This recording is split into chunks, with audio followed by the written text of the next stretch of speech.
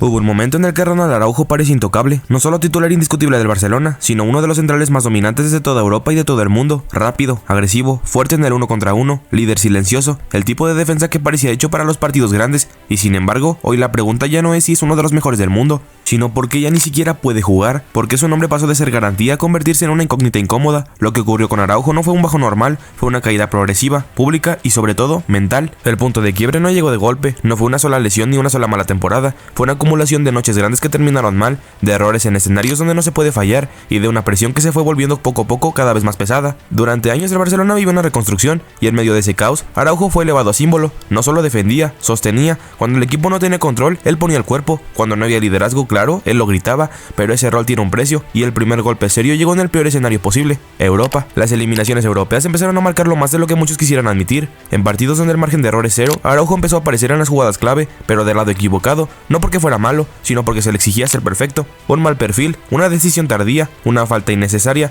pequeños detalles que en la liga se disimulan, pero que en Champions se convierten en sentencias, y cada uno de esos errores no solo costaba goles, costaba confianza, tanto para él como para el público. Con el paso de los partidos algo empezó a cambiar en su lenguaje corporal, el Araujo dominante empezó a dudar, donde antes iba con decisión, ahora medía de más, donde antes corregía con velocidad, ahora llegaba tarde, y eso en un central que vive del timing es letal. Los rivales lo notaron, los delanteros empezaron a buscarlo más, a provocarlo, a cargar su zona, ya no evitaba el duelo físico, lo forzaban. A eso se sumó un factor aún más destructivo, la narrativa. En el Barcelona cuando algo falla se amplifica, cada error suyo era repetido en bucle, cada partido flojo se convertía en tendencia, y cuando un defensor empieza a jugar con miedo al error, el problema deja de ser táctico y pasó a ser mental. Araujo empezó a cargar con la idea de que no podía fallar, y eso lo llevó justamente a fallar más. El cuerpo también empezó a pesar factura, lesiones musculares, recaídas, molestias constantes, no necesariamente graves, pero sí lo suficientemente frecuentes como para romper el ritmo, y para un jugador que necesita continuidad para sostener su nivel físico y mental, eso es devastador. Volvía, jugaba con precaución, no se sentía al 100% y otra vez fuera, cada regreso era más corto que el anterior. Mientras tanto el Barcelona seguía cambiando, nuevos esquemas, nuevas prioridades, nuevas apuestas, centrales más técnicos, salidas limpias desde atrás, perfiles distintos, muy distintos, y Araujo, que había sido imprescindible, empezó a encajar menos en la idea, no porque no tuviera calidad, sino porque ya no estaba en su mejor versión, y cuando un jugador deja de sentirse importante, la confianza se erosiona aún más. Lo más duro es que esto no se veía solo en los errores, sino en los silencios, en cómo dejó de pedir el balón, en cómo evitaba riesgos, en cómo pasó de ser un protagonista a sobrevivir los partidos. El fútbol a ese nivel no perdona eso, y así, casi sin que nos diéramos cuenta, Ronald Araujo pasó a ser uno de los mejores centrales del mundo a un jugador cuestionado, frágil y señalado,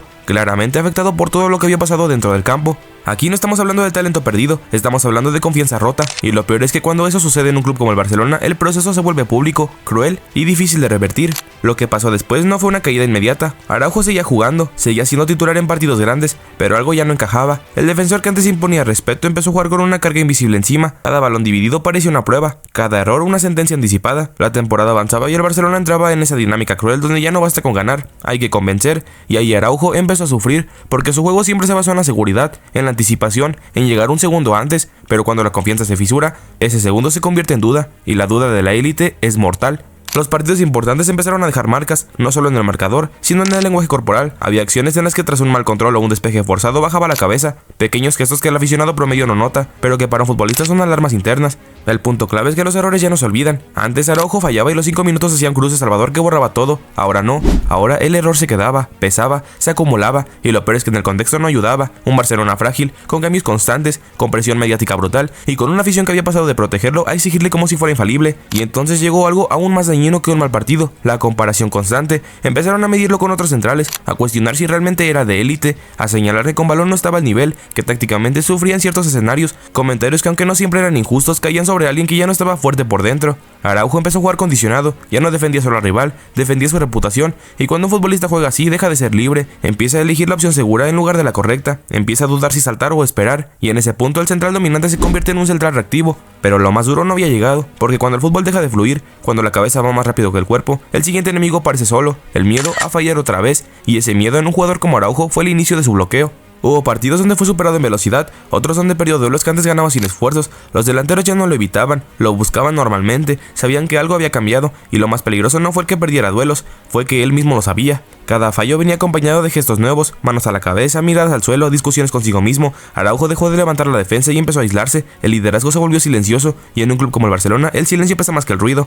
A esto se le sumaron las lesiones, no solo físicas, sino psicológicas. Cada regreso era apresurado, cada vuelta al 11 parecía una prueba más que una oportunidad. Ya no jugaba jugaba para imponer respeto, jugaba para no fallar, y ese cambio de mentalidad es letal para un defensor así. Los aficionados comenzaron a dividirse, algunos le defendían recordando al Araujo que anuló a los mejores extremos del mundo, como Vinicius, otros empezaron a señalarlo como un problema, como un jugador que ya no estaba al nivel de la exigencia del club, y en redes la presión fue brutal. Críticas constantes, memes, comparaciones, dudas sobre su futuro. Araujo pasó a ser todo menos un símbolo de resistencia, y lo más duro es que todo ocurrió mientras él seguía intentando darlo todo. No hubo falta de compromiso, hubo sobrecarga emocional, demasiadas expectativas, demasiados focos, demasiado juicio constante. Aquí ya no hablamos solo de fútbol, hablamos de un jugador que empezó a competir contra su propia mente, de un central que antes jugaba con instinto y ahora analizaba cada acción como si fuera la última, de alguien que en lugar de disfrutar el juego parecía que trataba de no morir, y lo peor estaba por venir, porque cuando la confianza se rompe del todo, el cuerpo también empieza a fallar, y el siguiente golpe terminaría por hundirlo aún más.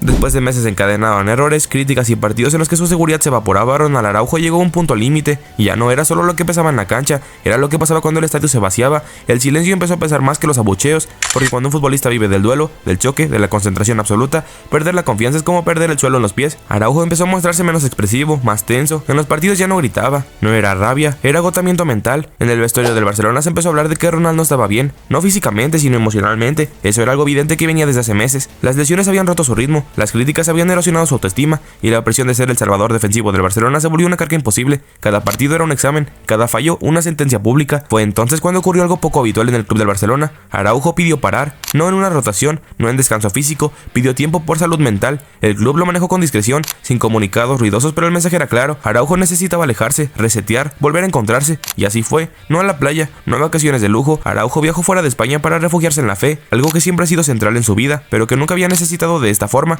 Buscó silencio, oración, distancia del ruido mediático, lejos de cámaras, lejos de redes sociales, lejos del juicio constante.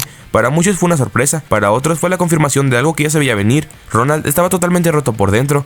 Porque cuando un futbolista joven, fuerte, competitivo decide detenerse en el momento más crítico de su carrera, no es debilidad, es supervivencia. Ahora ha regresado, pero no todo es inmediato. No volvió siendo el Araujo dominante, no volvió como el líder indiscutido, y probablemente vuelva con minutos controlados, con dudas, con miedo a equivocarse otra vez. Y el fútbol, cruel como es, no espera a nadie. Mientras él intentará recomponerse, otros ocuparán su lugar. La jerarquía ya se diluyó, el estatus se evaporó, pero no pierde nada con intentarlo. Y ahí aparece la pregunta que nadie en el Barça quería hacer en voz alta, pero que todos pensaron: ¿y si Araujo ya no vuelve a ser el mismo? Porque el golpe más duro no fue perder partidos, ni perder titularidades, ni perder estatus. El golpe más duro fue perder la certeza de quién era dentro del campo. Y para un futbolista esa es la pelea más difícil de todas, saber que por cualquier cosa van a decir algo de ti. Para él la religión siempre había sido un pilar, pero en ese momento se convirtió en un refugio. No fue una escapada turística, fue un intento consciente de ordenar la cabeza, de recuperar estabilidad emocional, de volver a encontrar sentido a un fútbol que había pasado de ser disfrute a ser una fuente constante de angustia. Porque un jugador así, la verdad, no sobrevive. Ya todos sabemos que el fútbol no espera. Mientras Araujo intentaba recomponerse, el Barça seguía compitiendo, ajustando esquemas,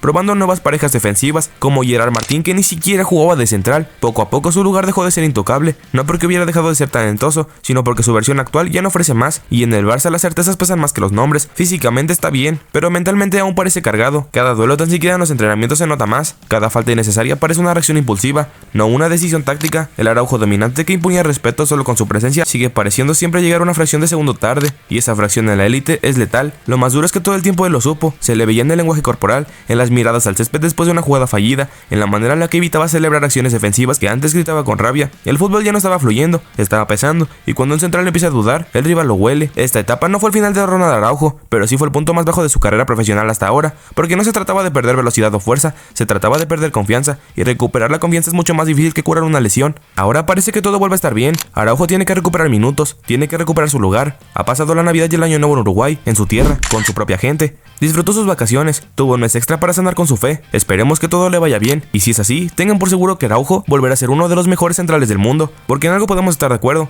Araujo mentalmente bien es imparable.